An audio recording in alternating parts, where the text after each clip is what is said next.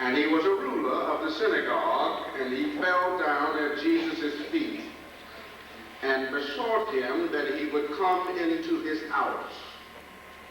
For he had only one daughter, about 12 years of age, and she lay dying. And when he came into the house, he suffered no man to go in, except Peter and James and John and the father, the mother of the maiden. And all wept and bewailed her, but he said, Weep not, she's not dead, but sleepeth. And they laughed him to scorn, knowing that she was dead. And when he put them all out and took her by the hand and called, saying, Maid, arise. And her spirit came again, and she arose straightway, and he commanded to give her meat. And her parents were astonished.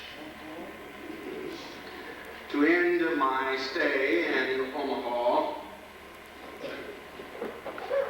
I would like to talk to you today for a few minutes on the subject of family doctor who makes house calls. A family doctor who makes house calls. In this scripture, a family man came to Jesus about his daughter. The father went out to get help for the daughter. The scriptures do not say how he heard about Jesus. Do not give any background as to how he came into the knowledge of his healing powers. It does not suggest even whether he had much evidence that the healing power of Jesus would work for him. But when you tried everything else, when other doctors have failed you, when medicines have run their course, and the sickness still mounts, you try things. So this man had tried everything else probably, and what could it hurt to try one more avenue of healing? So he goes to Jesus.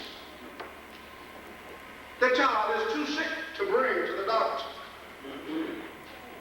So he goes to Jesus and says, Will you come out to my house? My daughter is sick. She's dying. She is sick upon her bed. Will you come out and minister to her? Come out and see if you can help her. She is very, very sick. Now all the powers Jesus had, and all the things that he did, probably the thing that fascinated people most about him was his medical healing abilities. I think that most of us have come to grips with the fact that we are going to die.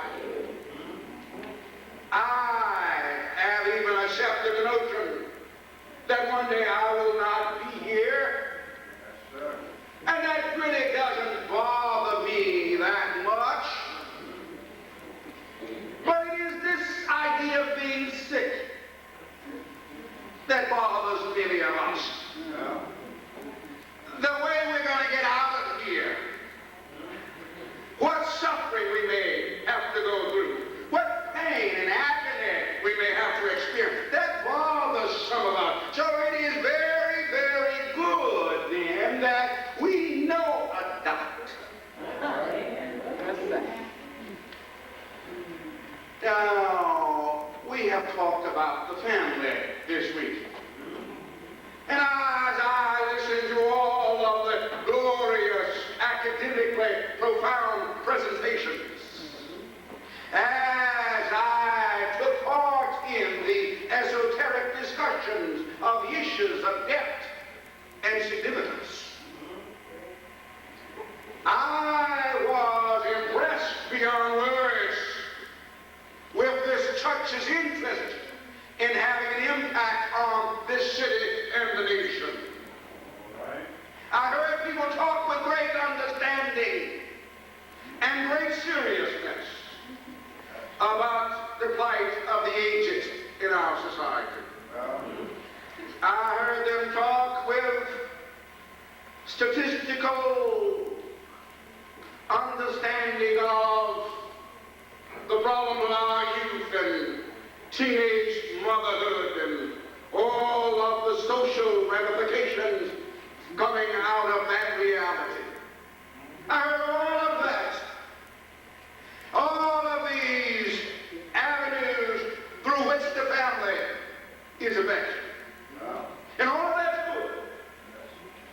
And I've even imparted upon those who came some ideas about spiritual elements of the family life, about education, about gangs and violence and parents' role in quality education, or all of that.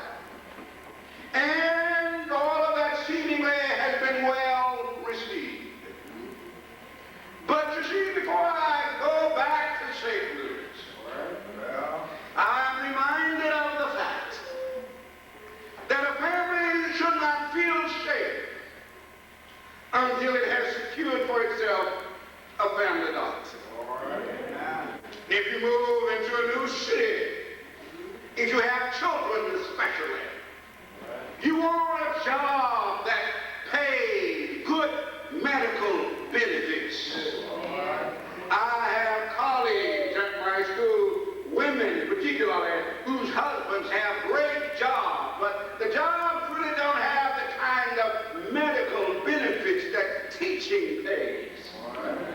And they work so they can have the benefits. So I think that no family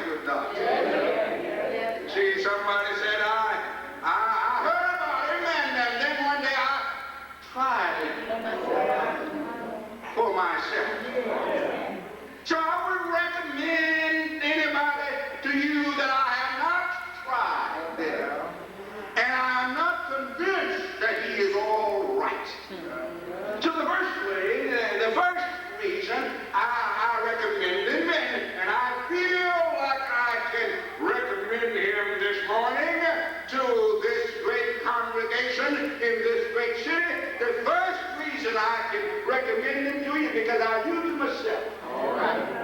Amen. And I trust him.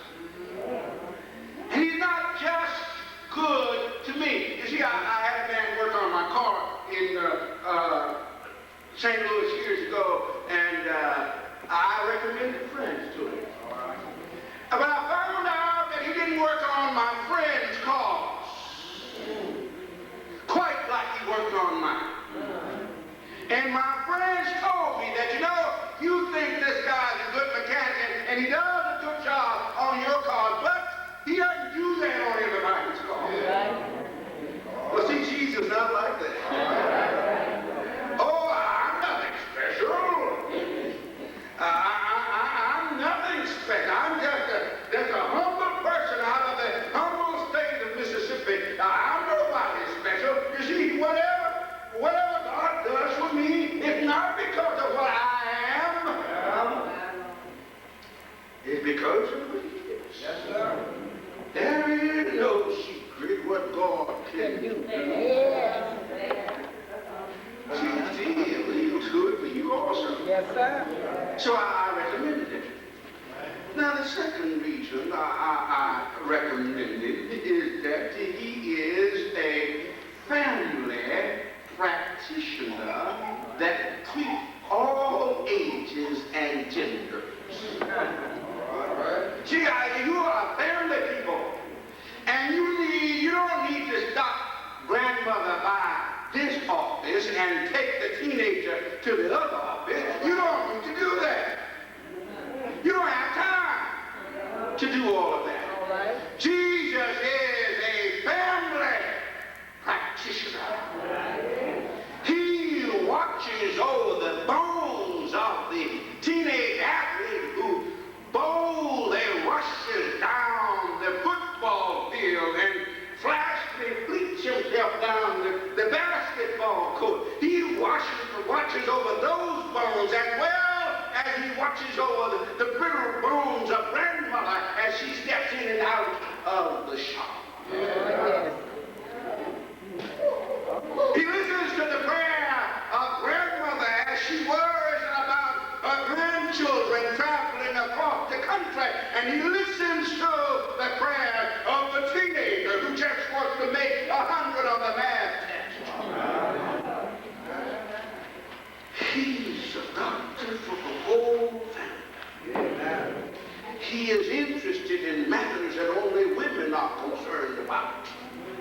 And he is interested in those masculine concerns that men find so appealing. He's a family practitioner.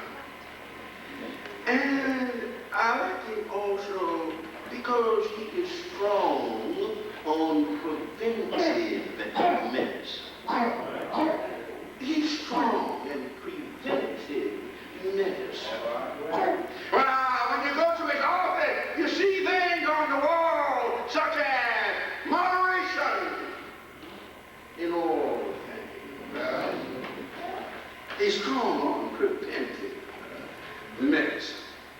Some of us have heart conditions and stress in our lives, and we have this stress because our problems are overwhelming, and Jesus is strong on those kinds of preventive measures. He says, cast your cares upon him, for he cares for you. He is into preventive medicine. In Clinton's health plan, it's very strong on preventive medicine.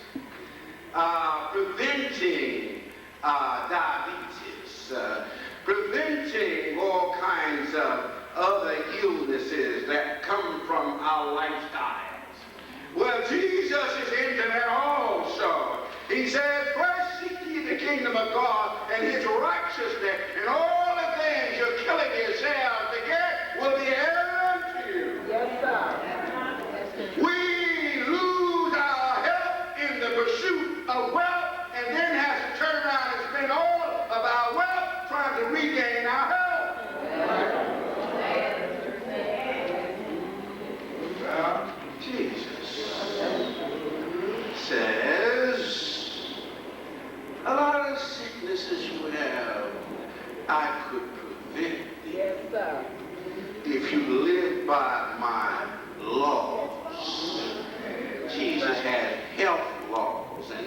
social laws and physical laws as well as spiritual laws.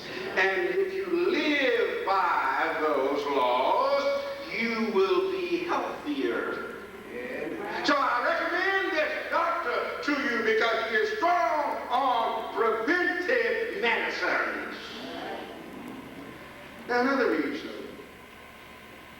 I present Jesus to you is that he treats all manner of sickness. Amen. All manner of sickness. He is a general practitioner that specializes in everything. You see, at my doctor in St. Louis, he's basically an internist. And I've been in office and I have heard him send his patients who had problems that he didn't deal with. I have heard him send them to another doctor. But Jesus doesn't have to send us to anybody. He can handle whatever you have wrong with. They used to say in the old church, whatever ails you. You don't even have to have a name for it. You know, they got some sicknesses now. The names are so fancy that you can't even tell folk what you got. But Jesus is a doctor for whatever ails you. Yeah, well, you know, I have students, 15 and 16 years old, who have psychiatrists. And sometimes I think that they all should have psychiatrists. But some of them have psychiatrists. And they have to go to the psychiatrist for one thing and then to the regular medical doctor for another. Well, you wouldn't have to do that with Dr. Jesus. No, you wouldn't have to do that. You see, you could have a mental problem. Well, that's no problem for him. He met a man one day with a mental problem. The man was so bad that they had put him out in the cemetery. Out there among the tombs. And Jesus was coming to town, and on that particular day, Jesus decided to take the back road. All right. You see, this church may be on Main Street, but all of y'all don't live on Main Street. Or else, if you're on Main Street now, you were not always on Main Street. And thank God that Jesus travels back roads sometimes. And he was traveling back road one day and found the man out of his mind. Devil possession. He'd have been somebody somewhere on a psychiatrist's couch or mental institution in this day and age. And came to Jesus. Devil was talking. Why bother us? Jesus is not bothering anybody. Jesus just commands the dumb spirits to come out of the man. And the man was so grateful. And he wanted to go with Jesus. And she said, no. It must have been tempting. He was a man who had lost his mind, and Jesus saved him, put him back into his right mind. And the man said, let me go with you. Look what Jesus could have done. Jesus could have taken him to the next speaking engagement. And set him up there. And said, this man had lost his mind. I found him among the tombs. And I spoke to the devils, and the devils came out of him. Look what a powerful prophet I am. Oh, if I could take some of the young people that I've helped and straighten their lives out.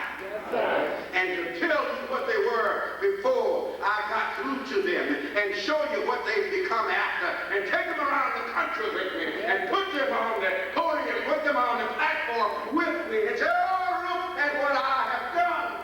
Well, it will be a tremendous testimony. So it must be tempting.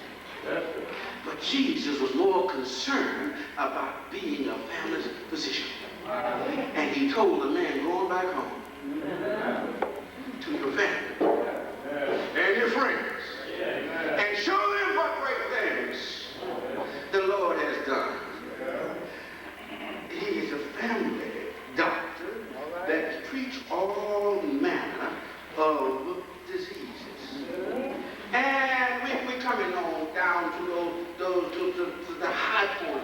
Jesus that I'm introducing him and I'm recommending him. And I'm not the only one who knows him. There are other folk in this audience who've been with him longer than I have. They've been on his patient list longer than I have. They can tell you things about him that I don't even know yet. Yes, sir. Oh, yeah. But I want to tell you something else I found out. That he keeps these universal office hours. Yes. And not only does he keep these strange and unusual office hours, he has the flexibility to kind of slip you in if you didn't have one.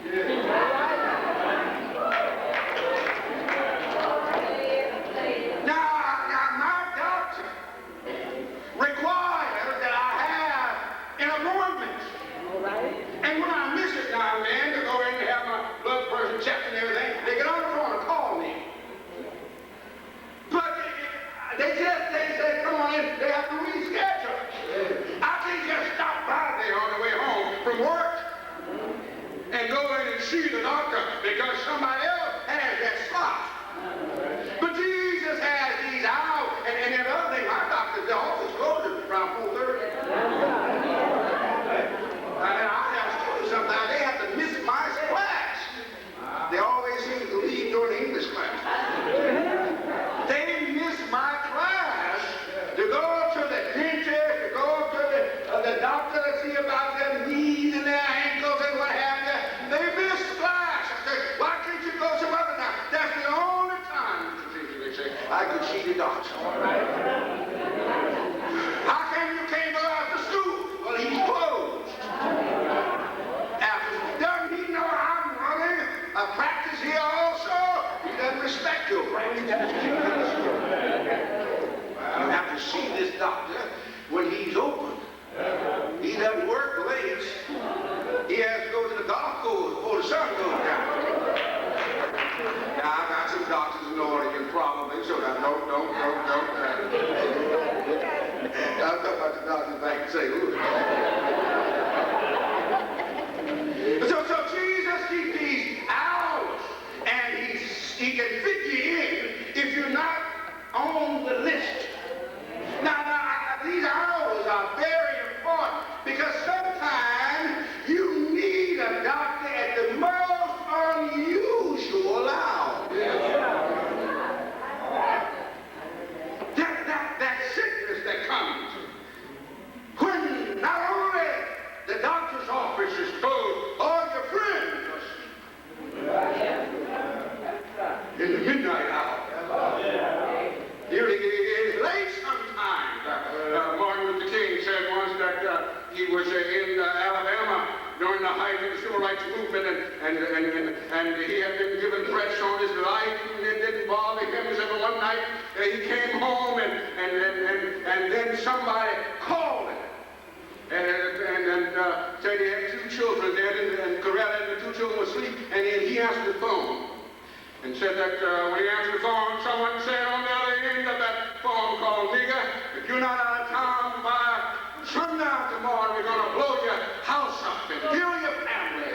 Yeah. He said he had heard threats before. Yeah. And they never bothered him before. He said, but that night when Coretta was sleeping, the children were in the bed sleeping, it got to him.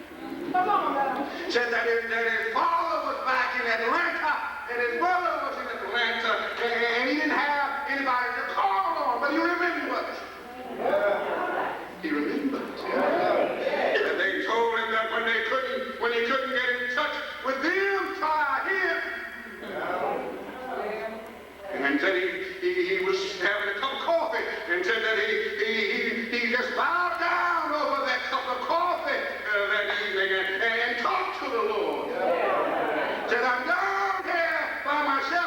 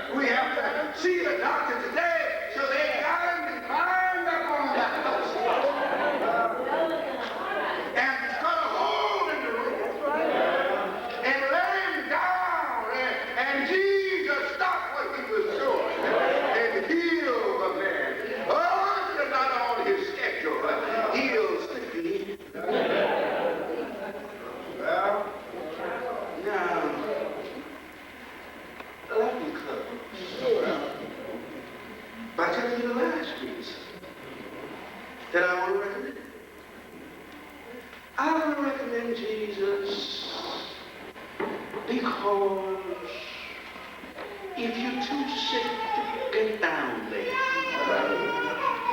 he'll come out to your place. Now, some of us got nice houses.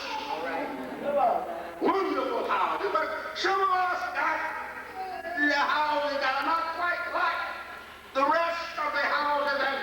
And we don't want everybody to come to our houses. But Jesus likes to make house calls. Because when he comes to the house, he can see what your living situation is. When he comes to the house on the way there, he might find somebody else that needs him. You see, we might skip some of that scripture. When you read the other part, you're going to find that on the way to the house, there was a woman that came to him, and the crowd was pressing around him, and she couldn't get to him, and she just kept pressing. Oh, don't you? Oh, Jesus is working. He's working to the crowd to get to him, and she just pressed on and got to the crowd and just touched him. If I could just touch, the hem of his garment. And Jesus knows when healing has gone out of him. He said, somebody has touched me. And they said, well, Master, there are hundreds of people around you. How can you tell? Everybody's telling you. He said, oh, but you know, they've never touched me. Somebody has touched me. Somebody who needed me more than the other folk needed me has touched me. Somebody who believed other people than the others believed have touched me. Come out to the house. You know, back in Mississippi sometimes, doctors didn't like to come out to the house, out past the paved streets. And there was this woman who had a child, and when the child was born, the child was born sickly. And the doctor told her when the child was born that the child probably wouldn't live more than 7 years. Well, she didn't believe the doctor, those arrogant black folk in the South, those Southern people who believe this stuff about Jesus being a doctor. And she didn't believe the doctor when the doctor said he's not going to live 7 years. She hadn't heard anything where Shakespeare said that the doctor has the power to prolong life, but it's funny how death can take the doctor too. She hadn't heard that, but still she said, I don't believe it. I'm going to pray and wait and trust. I know a doctor, and that child got along fine. Sure enough, when the child got to be around 7 years old, one day he was playing out in the yard, and he fell out sick. They got him and put him in the house on the bed and laid him out there. And the mother remembered what the doctor told her. And she took another father's son and said, I want you to go uptown. Tell the doctor that your brother James is sick. Tell him to come and see us. Boy went on uptown and told the doctor what the mother said, and he came back without the doctor. About sundown. Said, Mama, the doctor said he's not coming. Said he told you when James was born that he wasn't going to live more than 7 years, and James was 7 years old now, Mama, the doctor said he's not coming. He waited till his time, said that the doctor said, let him go. Give him up. She said, well, I'm not going to give him up without prayer. Got her a chair, sat by the bed, began to talk to the other doctor and sing. As she talked, she was just thinking of the songs that she had heard growing up.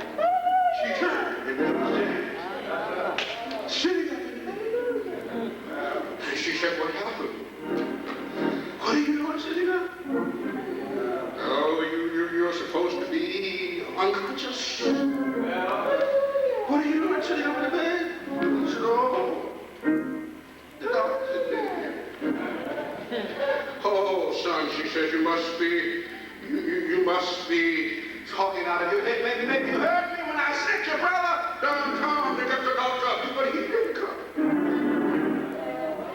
Oh, you didn't hear when he came back. The doctor said he couldn't come. The doctor gave you up to him, so the doctor and me, oh, yes, Mama.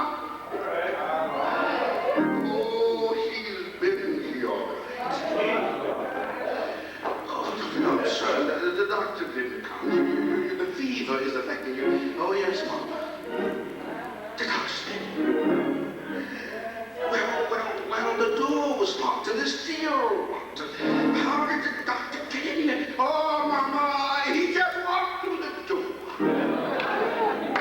And he stood over my bed. Oh, I saw it. She said, well, what did he do? She looked at his arm. Did he give you a shot? Did he give you any medicine? What did the doctor do to you? No, Mama, this doctor didn't even have a stethoscope around his